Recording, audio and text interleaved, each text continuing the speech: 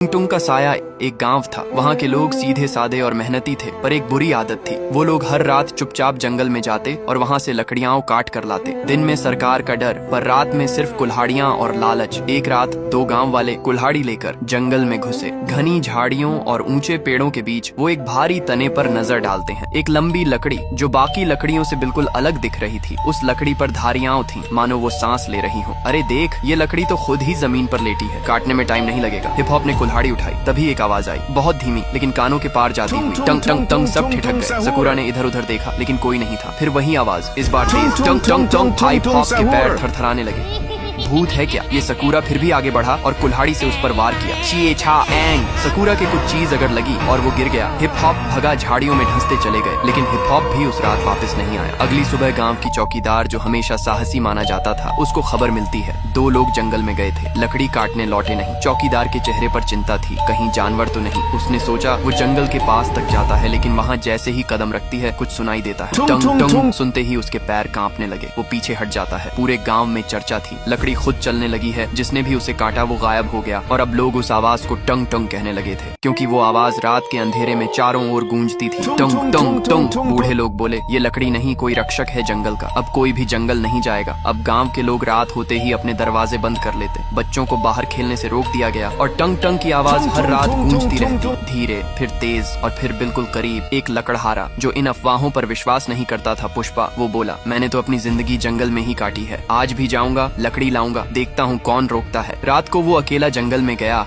और कुछ घंटों बाद उसकी चीख सुनाई दी, बचाओ, ये कोई लकड़ी नहीं, ये जिंदा है। फिर उसका कुछ पता नहीं चलता। चौकीदार ने अब ठान लिया था, ये सिर्फ कोई अफवाह नहीं, कुछ है वहाँ, कुछ ऐसा जो हम इंसानों को रोकना चाहता है। वो बुजुर्गों के पास जाती है। एक बूढ़े बाबा कहते हैं, वो लकड़ी नहीं, जंगल का राजा है। टंग टंग। न वो आदमी है, न जानवर, न भूत है, न देवता। वो जंगल की आत्मा है। जब भी किसी ने जंगल को नुकसान पहुँचाया, वो टुंग टुंग बनकर लौटा। चौकीदार अकेली जंगल के पास खड़ा था। हवा तेज हो रही थी, पेड़ हिल रहे थे, और फिर वही आवाज, टंग टंग। झाड़ियों के बीच से वो आकृति सामने आई। लकड़ी का बना एक इंसानी आकार, बिल्कुल सख्त, पर आंखें जल रही थी। चौकीदार की सांस रुक गई। वो देख रहा था जंगल के रक्षक को, लकड़ी के राजा टंग टंग को। टंग टंग कुछ नहीं बोला, सिर्फ एक बार जोर से गूंजा, टंग टंग, और जंगल की जमीन कांप उठी। पुष्पा भागा नहीं, लेकिन उसकी आंखों में पहली बार डर नहीं। सवाल था, क्या ये राक्षस है या रक्षक? ये वीडियो फ्री फायर को टैग करो पार्ट 2 के लिए।